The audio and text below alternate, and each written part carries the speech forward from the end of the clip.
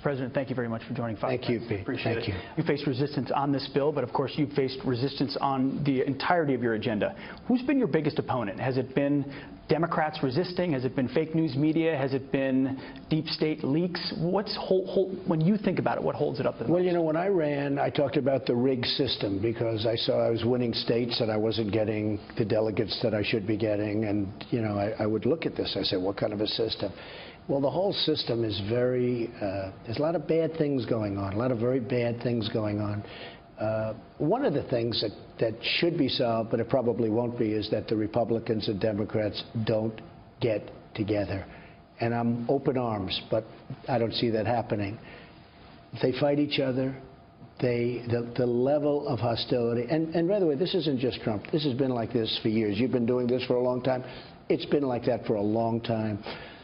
But the level of hostility, as an example, the health care bill that you are reporting on and everybody's reporting on, it would be so great if the Democrats and Republicans could get together, wrap their arms around it, and come up with something that everybody's happy with. It's so easy. But we won't get one Democrat vote, not one. And if it were the greatest bill ever proposed in mankind, we wouldn't get a vote. And that's a terrible thing. So there is, well, look, their theme is resist. I've never heard of anything like this, resist. How frustrating is it to have former President Obama? They're out there leading the resistance. Well, I don't think he's leading it. He actually just put out a small statement. I don't see that leading it, but other people are leading. Don't forget, I saw Schumer criticizing the bill a couple of weeks ago, and he had no idea what was in the bill. He was saying this bill is this and it's that. He had no idea. In fact, the Republican senators didn't know because it wasn't released. Very few people knew. So he was criticizing a bill that he had no idea what was in the bill. But that's called the resistance. I mean, that's a terrible word. Think of it. Their theme is resist. Their theme should be, let's get together, envelop, let's get together. But their theme is resist. It's obstruction. And the problem is they become obstructionists. And the voters, I happen to like it from the standpoint of running for office, but I think it's a terrible theme in terms of getting elected.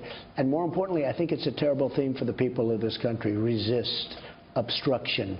That's not what they want. How do you overcome that when someone like Senator Warren, Elizabeth Warren, literally says people are going to die because of President Trump's health care bill? Well, I actually think she's a hopeless case.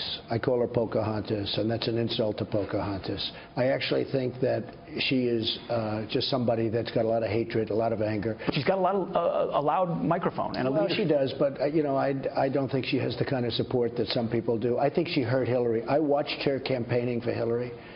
And she was so angry. Hillary would be sitting back listening to her, trying to smile. But there were a lot of people in that audience that were going, wow, is this what we want? There's a lot of anger there and hostility. So, no, I think she's a highly overrated voice. Some people might say the lever of anger is unprecedented, but it's also unprecedented for a former president to come out the way President Obama has. He came out on Facebook recently. You may have seen it. He said, your bill, Mr. President, not a health care bill. It's a massive transfer of wealth. It's going to harm Americans. It's mean. What do you say to the former president? Well, he actually used my term, mean. That was my term, because I want to see, and I speak from the heart. That's what I want to see. I want to see a bill with heart. Healthcare is a very complicated subject from the standpoint that you move it this way and this group doesn't like it. You move it a little bit over here. You have a very narrow path. And honestly, nobody can be totally happy, even without the votes. Forget about votes. This has nothing to do with votes. This has to do with picking a plan that everybody's going to like. I'd like to say love, but like. But we have a very good plan. We have a few people that are, I think you could say modestly, they're not standing on the rooftops and screaming. They want to get some points. I think they'll get some points. Are Republican senators doing enough to have your back to get that health care bill through? I think so. You know, I have great relationships with most of the people in the Senate, with, as you know, most of the people in the House. I think I work very hard. I made a lot of great friendships with the people in the House, a lot of them. Same thing in the Senate. They're four very good people. They're friends of mine. And I don't think they're that far off. I don't think they're that far off. You know, famous last words, right? But I think we're going to get there. For years, I've been watching the battle of health care. And I watched during the Clinton administration, Hillary rightfully devoted her life to trying to get health care. She was unable to get it. You watched what happened with Obamacare, which by the time they finished with it, it was, something that doesn't work. But look what happened with Nebraska, where they gave the great Nebraska giveaway in order to give a vote. Cornhusker kickback. And it was a very closed session. They talk about closed and behind closed doors. There was nothing more closed than Obamacare. But the bottom line is they worked so long and so hard. They got a plan that didn't work. They got a health care plan that didn't work. And I've only been there for 5 months. They worked for a long time. During the Clinton administration, they worked essentially during the entire administration. Health care is a very, very tough thing to get. But I think we're going to get it. We don't have too much of a choice because the alternative is the dead carcass of Obamacare. That's what it is. I opened up the failing New York Times and the Washington Post this morning. No mention at all of this bill that you're signing today. For veterans who are so passionate about this, it's such a historic bill.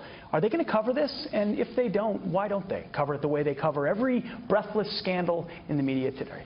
Well, I just heard today for the first time that Obama knew about Russia a long time before the election, and he did nothing about it. But nobody wants to talk about that. That the CIA gave him information on Russia a long time before they even, before the election. And I hardly see it. It's an amazing thing to me. In other words, the question is, if he had the information, why didn't he do something about it? He should have done something about it. But you don't read that. It's quite sad. That never leaked out. No, that doesn't leak out. No, they're very selective leaks with sources. I always love the sources, many of which don't exist. But no, there is a thing going on in the country, and hopefully it's somewhat of a sickness in that sense. But you know what? I am so proud of what we've done in such a short period of time. We were just in the East Room for a historic bill signing. Tell us about the bill that you just signed.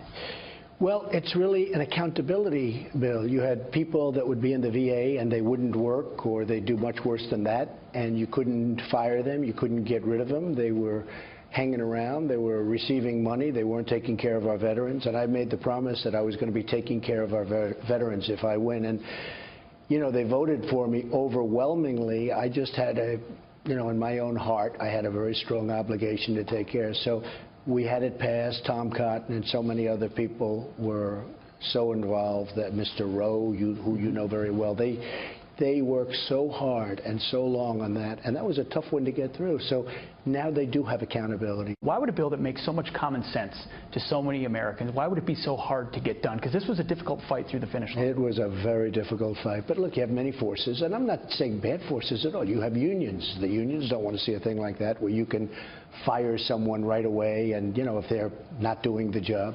It's called accountability. But you had a lot of forces, as you can imagine, and you know the forces probably better than anyone. You were one of the reasons that I really felt so. I used to watch you on Fox talking about the veterans with such heart.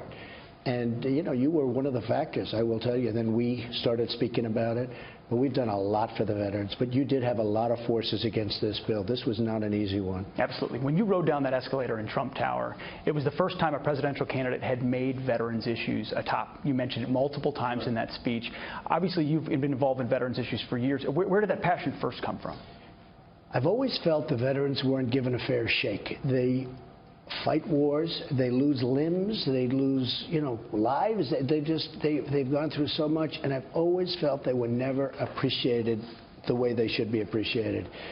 But you know who appreciates the voters? And I'm not just talking about them as a bloc, which is a big bloc, but I'm talking about the voters outside of the veterans. They appreciate what the veterans have done. But I've always felt they were not given a fair shake. And then you'd read the disaster stories, of course, where people are waiting online for 7, 8, 9 days to see a doctor, and worse, where they have a disease or a problem or a form of cancer that's easily and quickly curable, and they have to wait 6, 7, 8 months, and by the time they get in, it's terminal. It's, the things that go on are just incredible and have gone on.